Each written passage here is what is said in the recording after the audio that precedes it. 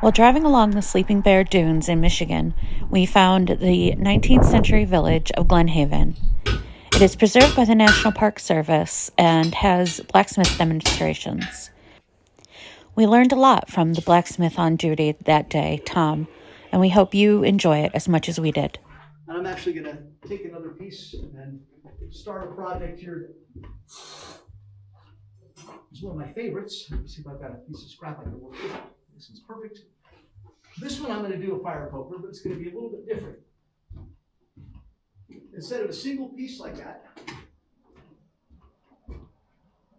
I'm going to take one and put an end on it, a little bit more like this, a swan neck and a hook. And the way that we do that, this one was interesting. The smith that made this one actually split the metal and drew this into two separate times. If you look closely, you can see they put a split horizontally down the middle of the metal, and then they drew it out and formed these two pieces. That's a two-smith operation. If I want to split something this thick, I need somebody holding the work in the chisel and somebody else hitting the chisel. So I'm not going to try that. I'm going to do it what I think is the easier way, which is to actually put a weld in this metal. So I'm going to make a loop down to about here, and then I'm going to weld that loop shut using a process called forge welding. Forge welding is what they did back in the 19th century because we didn't have gas welders or electric welders or friction welders and any other awesome stuff they got today. But it did a fine job. It worked, for thousands of years to put metal together. And it involves getting the metal hot enough that when you apply pressure to it, it will actually fuse or weld into a single piece of metal just from the heat and the pressure. And that's about as hot as we ever get metal in here. We're at about 2,300 degrees when we go to weld a piece of metal. It comes out of the forge almost white hot and sparkling. And the sparkling is the carbon in the metal that's starting to oxidize and burn. If I let that go too long, I destroy the metal. So we got to get it just right. So the first couple processes, I'm not overly concerned. But when it gets down to do the actual weld, I'm going to have to be paying pretty close attention to the metal to make sure that I bring it out at just the right time and give it pressure. I'm going to start by setting it up, and I will set it up by making my loop. And this is always a good thing to do. I judge when the fire wants to do a weld. The fire's got to be in really good shape to do a welding operation. And right now I've got a good fire. I've had it going since about 9:30 this morning. I can look down in it and see, yeah, it's getting good and hot. I clean it out, get a little extra airflow. Make sure I keep my slag falling through the bottom. That airflow is all important for this process. And now I'm going to heat it up to about 6 inches to 8 inches down from the end of the metal. And then I'm going to bend it back on itself to make the loop that has ultimately become the weld.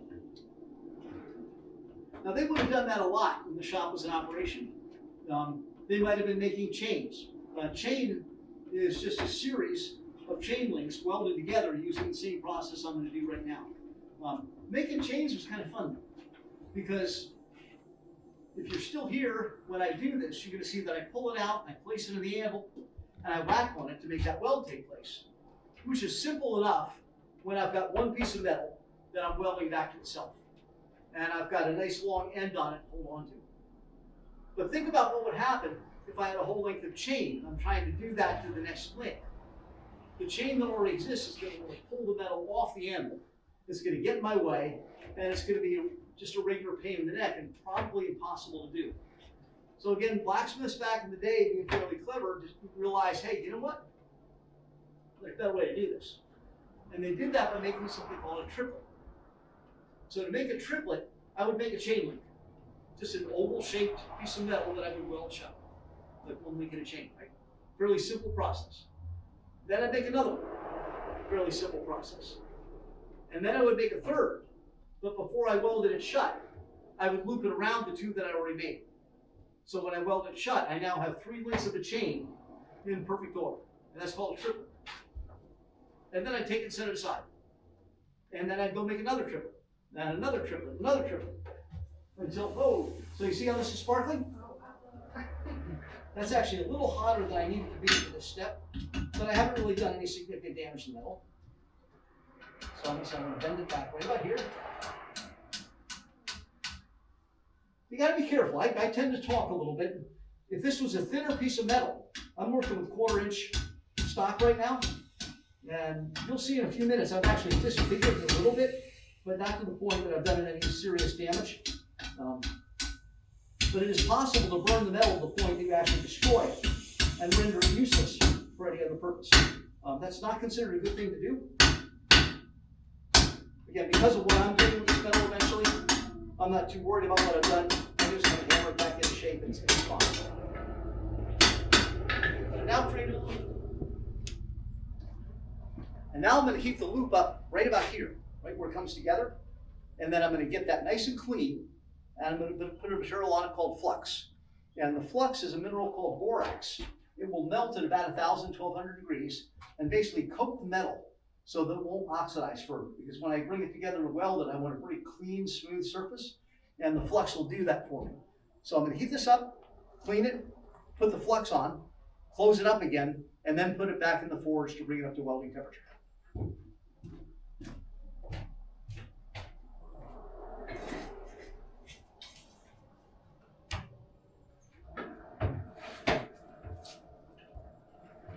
Can you tell me anything about the anvil you're using? Sure. So this is not an 1870s anvil. The design is exactly the same. This anvil's a couple hundred pounds, and it's made primarily of cast metal. But right on the top here, on the face of it, this is a tool grade steel. It was welded to it, so it's very hard, solid steel. The important thing about an anvil is that it not be porous. So if a blacksmith is looking for a new anvil,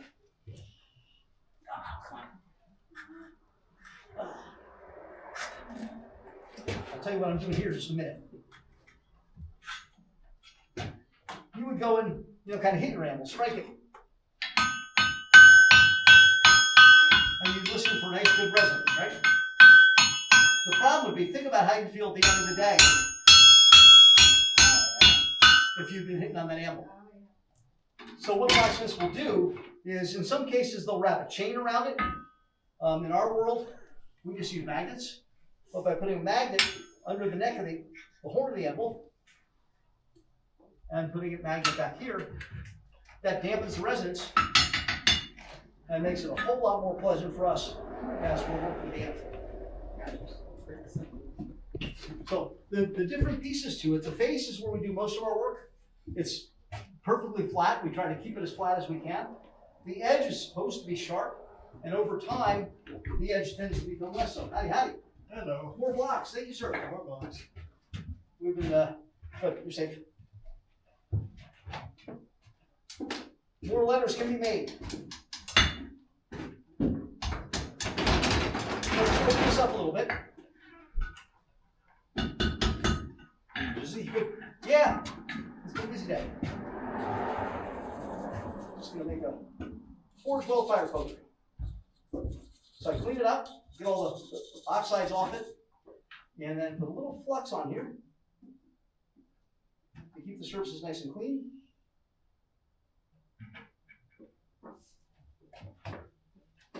And then I pound it back together or pre-weld.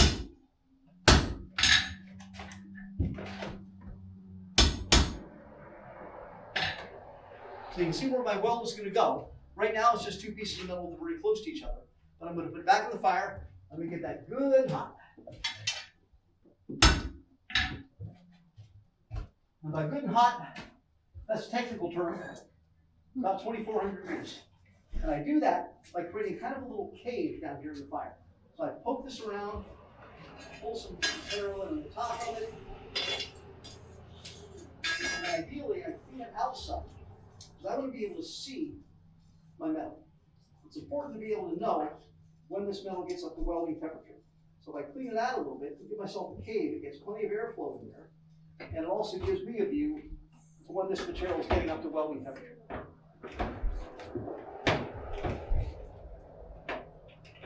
And I'm pretty much continuously working the bellows, because it's the airflow into that coat that gets me the heat that I need.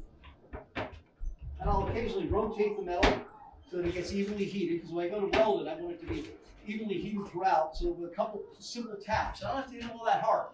With a couple simple taps, I'll be able to affect that weld. The best analogy to what we're doing here, you know what happens when you're home and you got a bar of soap in the shower and it's down just a little bit of a nib of a bar of soap? You can't use it anymore. But you don't want to throw it away. That's a waste of soap. So what do, right? You go and you grab a fresh bar of soap, use that fresh bar of soap for a couple minutes till it's all nice and moist and soft, and then you take those two pieces, you squish them together. And eventually, after a while, you don't know which bar of soap was the original one. You just know that you've got soap. Forge weld is much the same. We've got two distinct pieces of metal, and we heat them up and we join them to the point that they become a single piece of metal. And there'll be a small line. You'll be able to look at it and tell where I did the weld, but from a strengths perspective, we've now got a single piece of metal that is going to let me cut it and bend the two ends of it independently. In fact, I'm going to set up to do that while my metal's still hot. So I'll grab my cutting piece, have that ready for me. We're getting there.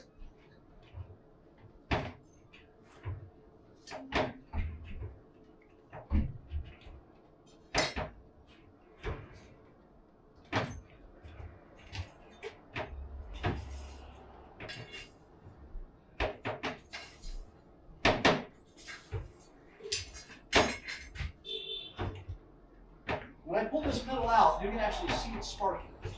You saw it spark earlier when I was first bending. It's going to be even hotter this time. It's going to be glowing white hot. And when I hit it, you're going to see the sparks fly. Both oxidized metal and potentially even a little liquefied metal coming out from the weld. So it's a good thing I got an apron on. We always wear cotton in here. We don't wear polyester because the last thing I would want is a little bit of molten metal or scrap or something really hot. Hitting something that will burn or go on them. So I've got this nice leather apron. I'm not going to give it any trouble. I don't know if it's still true, but my grandfather used to say, "Good blacksmith doesn't have to shave." I can see that. You see it right off it. Yeah. Is he a smith or? No. Yeah, I got to go home tonight and shave, but I'm not getting quite that close to the fire. I like that one though. You certainly don't have to shave your arms. Okay, I'm seeing some sparkles come out. I think that just about half.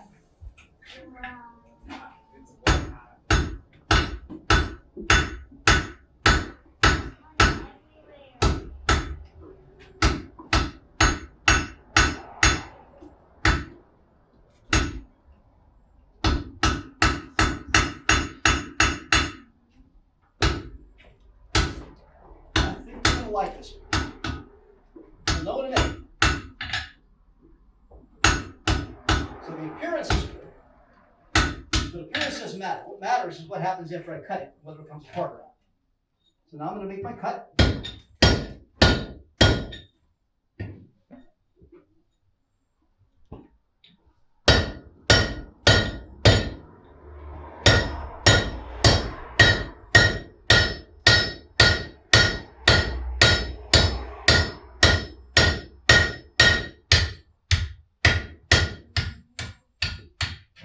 Bend it, and it didn't come apart yet. If it didn't come apart yet, it's probably not going to come apart. I'm going to give it a couple more shots to test it.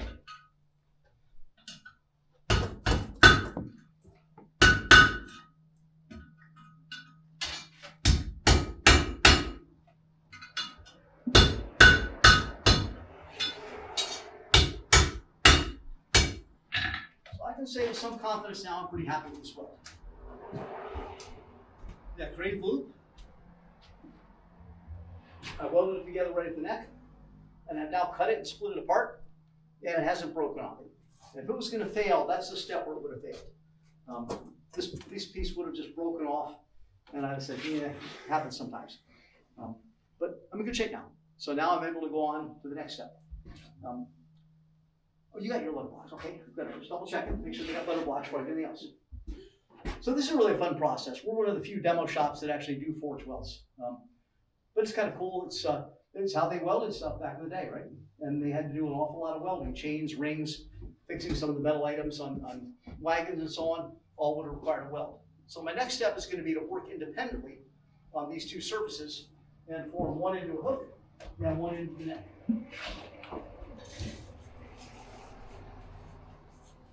And it doesn't have to get near as hot for the next step.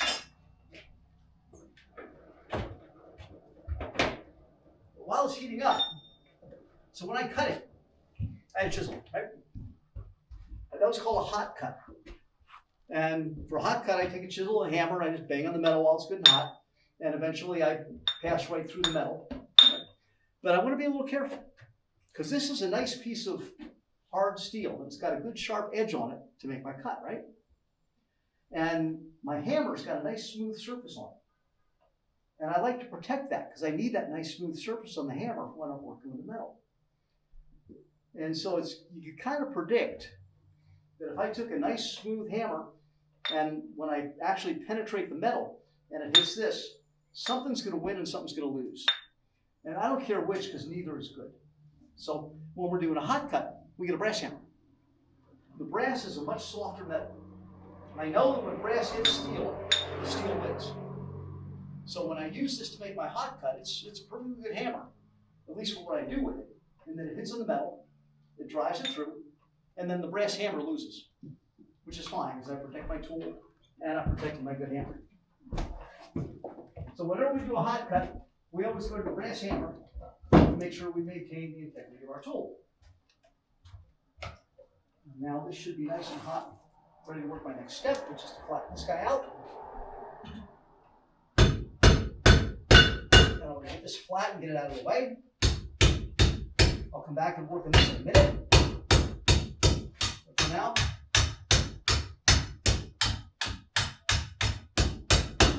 I just want it nice and out of the way while I work with this piece.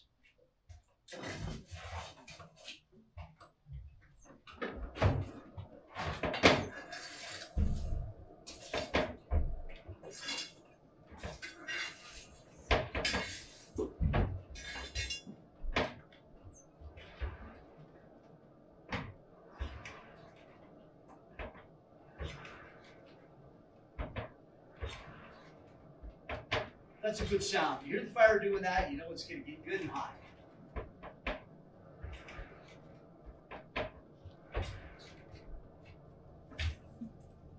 Perfect.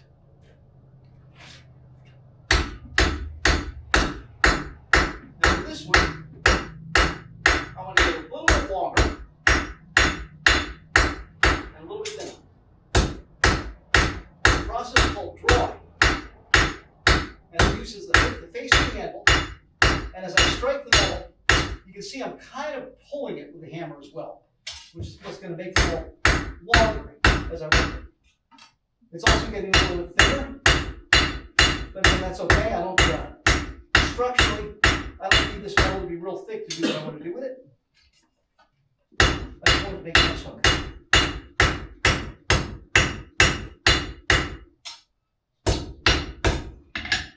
So now I'm ready to round it out and put a hook in.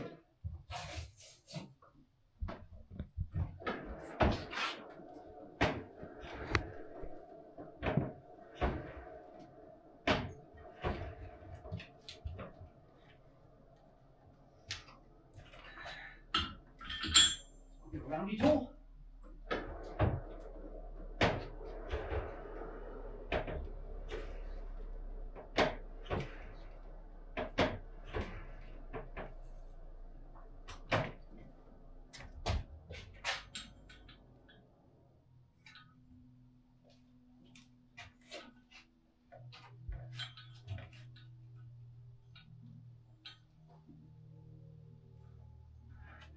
Finish it up on the horn of the anvil.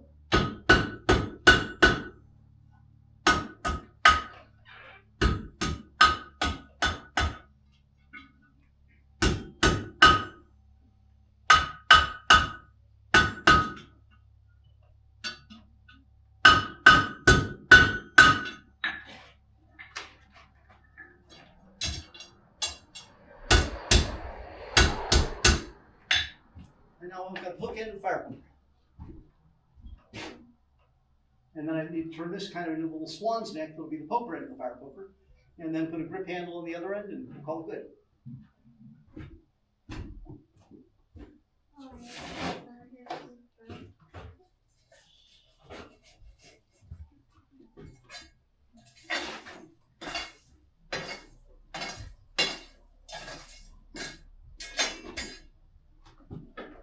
can't remember who all's heard this. You guys are sitting right now in Blacksmith Shop 2.0. Did anybody not hear this? I think you all really do. So, in 1870, Glen Haven and most of the surrounding area was destroyed by fire. It was a very hot and dry period of time, and this area was right in the middle of lumber country, so there was lots of scrap wood laying around. I'm not quite sure how it got started, but it took out the whole town. The inn across the way and the general store were the only buildings that survived. And needless to say, they were in a great hurry to get the blacksmith shop back up and running because they needed to fix stuff for the farmers, and they needed to fix stuff for the lumbermen. So they put some priority on this building. And they got it completed. It opened up again in 1872. And the building you're sitting in is that building. It's a little bit different, though, from what you might expect to see in a blacksmith shop. Anybody ever visited another historical blacksmith shop somewhere? Yes. Looks like this? Mac. No, very different. Fort McWilliam up north? Yep. Yeah. We were up there back in May. It's cool, isn't it? Yeah. But it's small. Very small. Tiny. Go to Greenfield Village. It's tiny. Probably the size from the furnace to the window as a square. Which is really all the blacksmith shop needs, right? And it's not that they were foolish in Glen Haven. It's not that they wanted to waste lumber. They were actually pretty clever. They said, we need to build a blacksmith shop. We also need to build a wood shop because we got to fix wagons and carriages and stuff like that.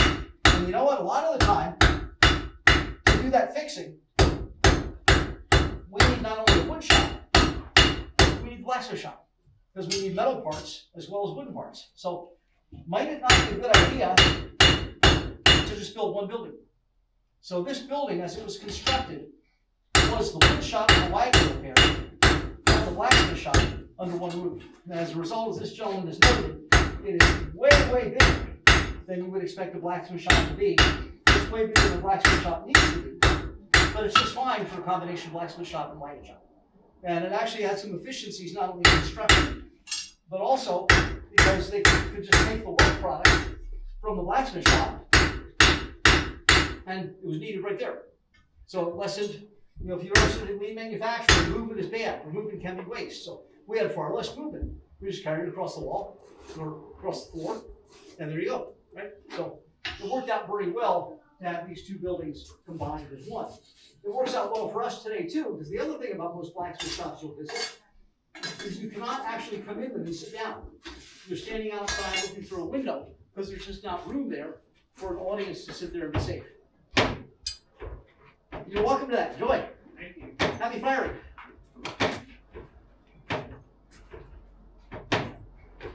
So we like having the area for everybody to come in and sit down. It gives us plenty of area for our demonstrations. As you probably observed, everything we make in here, we put in the souvenir rack, and if you like it, you can take it. If you want to make a donation, that's awesome.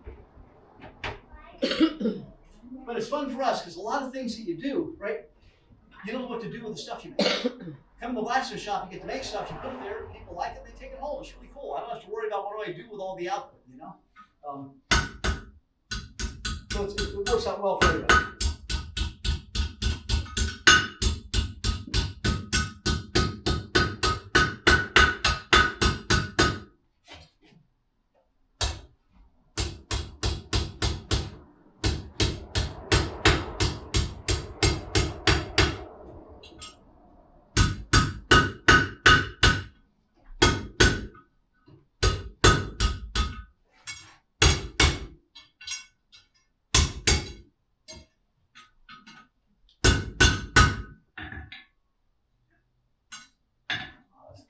There's rounds of them.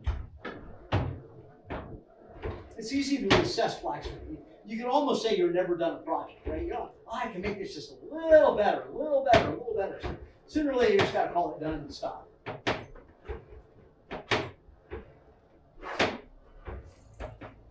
But I got one more good, a little better.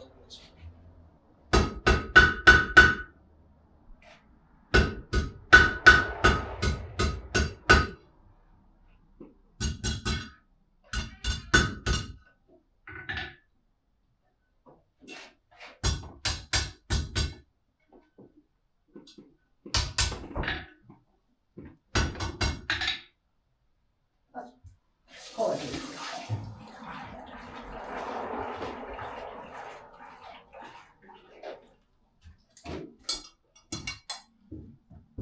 So now we've got the business end. You guys were here earlier on for the full purpose. This started out as a loop of metal. So I began by making a loop here in the end, and then I welded that loop shut, cut it open, and then formed these two pieces to it. So now I got the push for logs and the push for logs. All we got to do now is put a little handle on it. I'll put a twist in the middle just for the heck of it, and we will have a brand new fire poker, freshly forged in the fire. You guys have any questions? Anything about the shop that interests you, or blacksmithing, or how it tied into Glen Haven? What quality steel do they use? All kinds.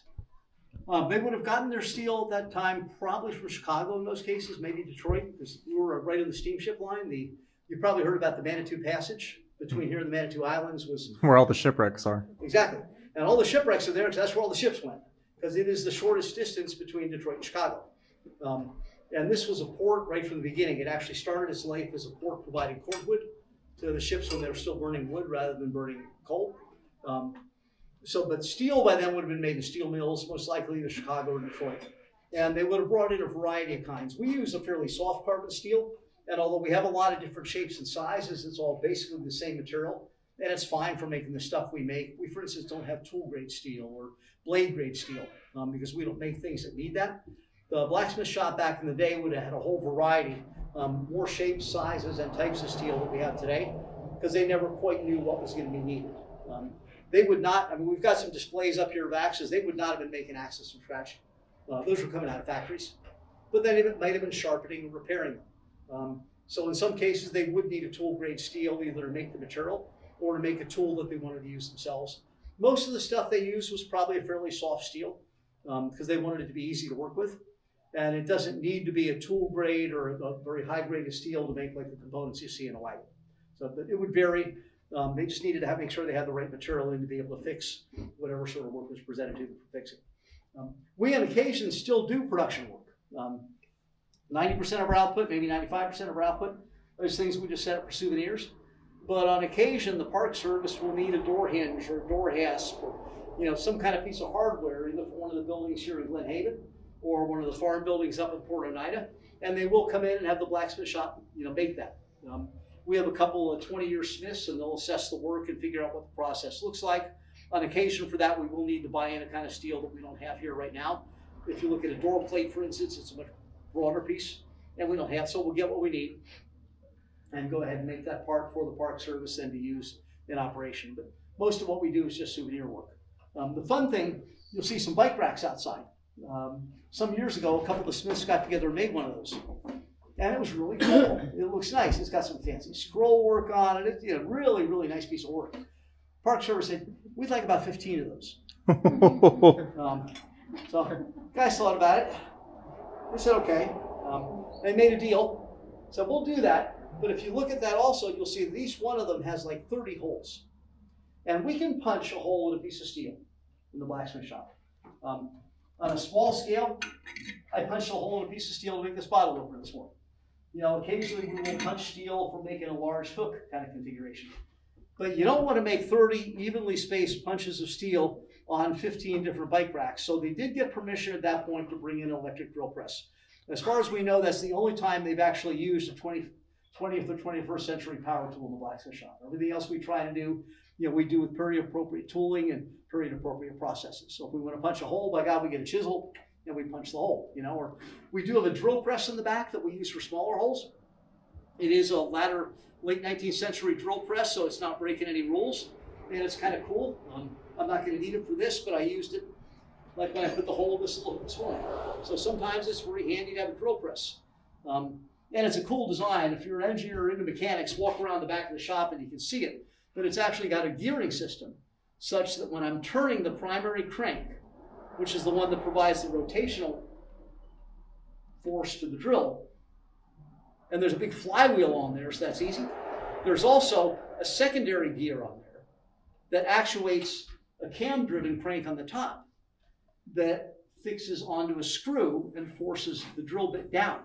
So it generates a consistent, smooth downward force at the same time I'm generating the rotational force on the drill, and you get a full drill bit effect, and it's nice and slow and easy, so it's able to drill metal quite happily, all just on one turn of the crank. It's really cool. So we use that a lot.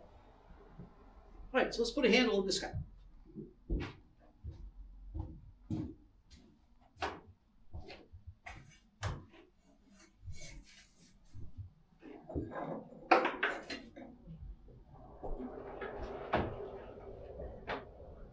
Now this is where you can go crazy. I could spend an hour just on the handle for this thing. I'd probably spend more than that if I wanted to. I could, give it a really fancy little leaf end, and draw a stem out for the leaf and wrap it around the handle. There's really no limit to the different kinds of things you can do with the tools that we have and the process we work with. The problem is, I don't want to sit here and waste all you guys' time for an hour while I do that. So that's something if I'm going to do, I generally do at the end of the day, or I do the beginning of the day, or I wait till October when nobody comes to the shop anyway. That's where you get to get creative. Because a lot of this, for us, the fun is talking to you folks and being able to explain what we did in the blacksmith shop. But it's also constantly learning. We're always doing new things. I did a couple new things this morning, 2 of which I'm really happy with, and 1 of which I'm pretty happy with, but I'll do better next time. But that's okay. The Park Service actually has a gentleman come in. He'll be here later in August.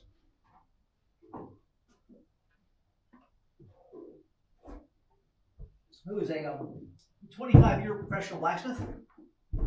And he comes in and puts on a clinic for us. And it's partly teaching us things that we can do, and it's partially showing off things that we might be able to do in 20 years if we continue to work really hard at it, and had all the stuff that he has. Like these little hummingbird guys here is something that he cranks out in about 45 minutes. And he starts with a single piece of 1/2-inch bar stock, square bar stock, that he cuts to make the tail and the wings, and then draws and shapes to form the body, and draws out to form the proboscis. And he calls it a hummingbird. I sometimes look at him and say, those are really good mosquitoes, but whatever. It's aspirational, because someday maybe if we keep working at it, we'll be able to do something just like that.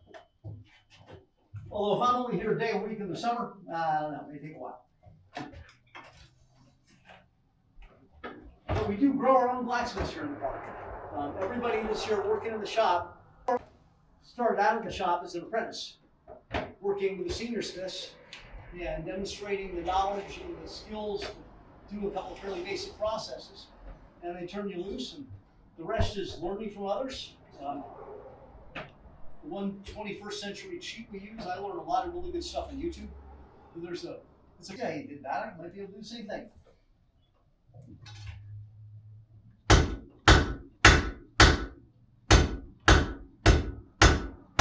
The nice thing about hot metal is it moves pretty easily. I'm actually not hitting it all that hard. In fact, I'm primarily working on picking the hammer up. I'm not striking down as hard as I am as picking it up and letting the hammer do the work as it falls down to the metal. Because there's no point in wasting my energy on something the hammer's going to do just fine anyway. And it gets a little bit of a rebound from the work. It gets much more of a rebound. And occasionally I'll stop and hit the anvil. But I try not to do that too much because it's not great for the hammer or the anvil. But if my arm needs a little bit of a break, I kind of go to a process like this, where I take advantage of the rebound in the anvil to even further lessen the strain that I'm putting on my arm.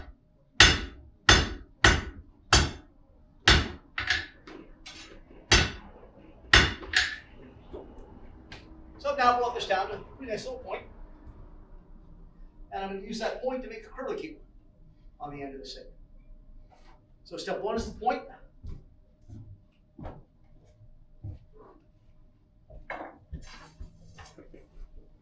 Also need to get a bending jig out, because in a minute I'm going to do another bend of this thing.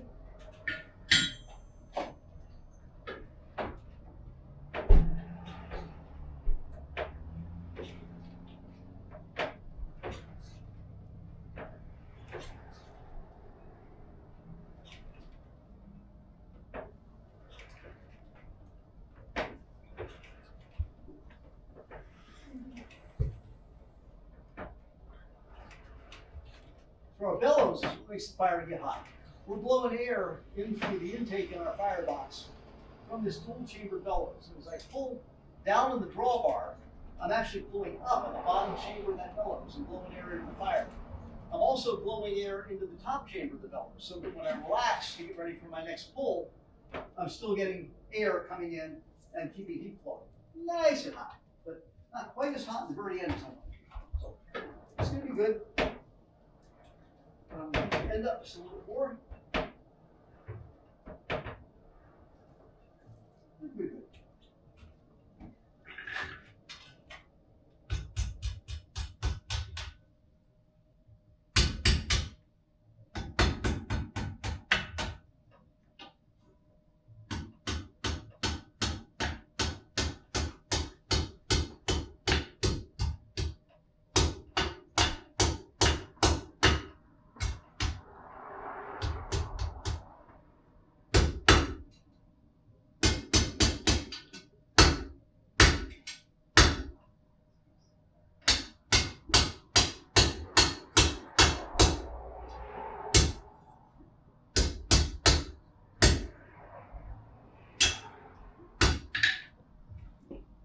So now we have a nice little curly Q at the end.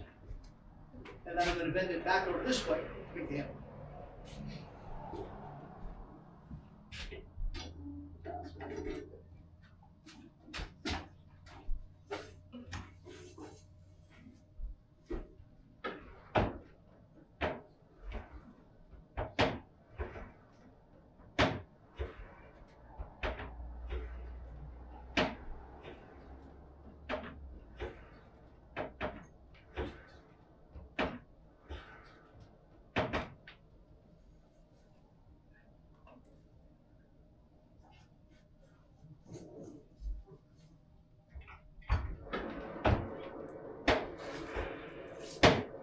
That's the sound of a happy fire.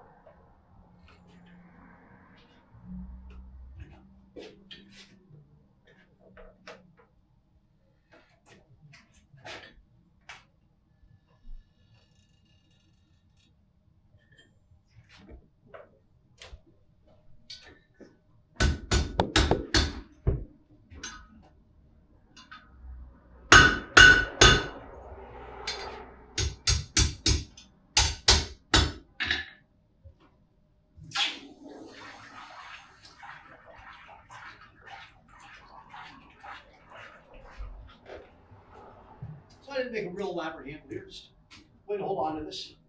Now I do one more thing. I'm going to put a twist in the middle. And I'm going to do the twist for two reasons. One is because the twist looks good. And two is because I maybe intentionally, maybe accidentally, you're never going to know, have this facing the wrong way. This needs to be here. And the easiest way to fix that is to put a twist in the middle. So instead of doing a 360-degree twist, I'm going to do a 540-degree here. So I'm going to heat up the shaft, and then I will put it in the vise, and we'll apply the twist.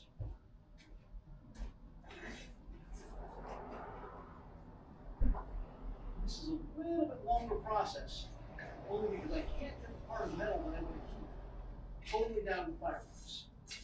The part of the metal that I want to keep is going to be sitting on top of the firebox.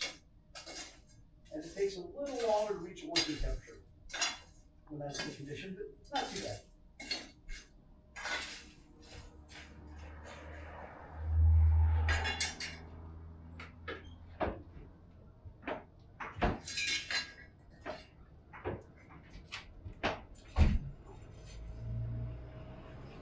How much coal you go through here, like in a day? Probably 20 pounds a day. We go through a pretty good amount this season. We buy 50-pound bags, and we're actually in the process of trying to get our source of supply lined up again, because we're running low on coal. But I'll go through like maybe 2 of those scuttles full in the course of the day. You see that smoke coming up? That's actually the coal turning into a material called coke. While we say we use coal for fuel, we're actually burning coke in the forge. And coke is coal from which the non-carbon organic materials, tars, resins, and so on, have been baked out. And that smoke that you're seeing is the coal that's here on the edge of the firebox turning into coke from the heat of the firebox itself. And as we're smithing, that's what we're doing. We're adding raw coal on this side. We bring it over to the firebox. Don't put it in yet, because we don't want it to actually burn. We'll put it right next to it and let it turn into coke. And then eventually move it into the firebox when it's coke. The coke, when we apply oxygen from the bellows, is going to get up to about 2,500 degrees. Maybe a little hotter if I'm really blowing at it. And that's fine for any of the work that we want to do here in our forge. The coal itself would probably only burn at about 1,200. And that's not going to do the trick. It's certainly not going to get it nice and shiny red like this. So now I grab my work, drop it in the vise, like so. Clean some of the stuff off. Get my handy dandy bending tool.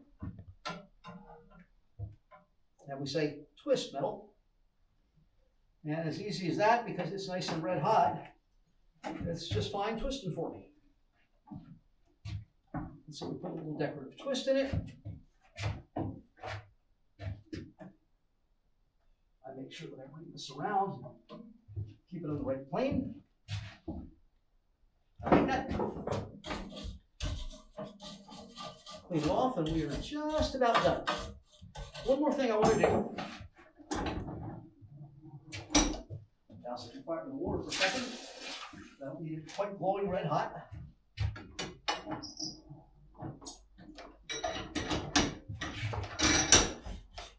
So I come in with this brass brush. Fortunately for our decorative process here, brass melts at a much lower temperature than steel, about 700-800 degrees. And I can take brass and apply it to hot steel, and a little bit of that brass melts off the brush and onto the steel. And it gives me a nice decorative coating. This particular section here is close enough to a campfire that if somebody uses this, eventually I might lose this brass coating. But not going to worry me today. I'm going to send it out of here with a nice brass coating in the middle.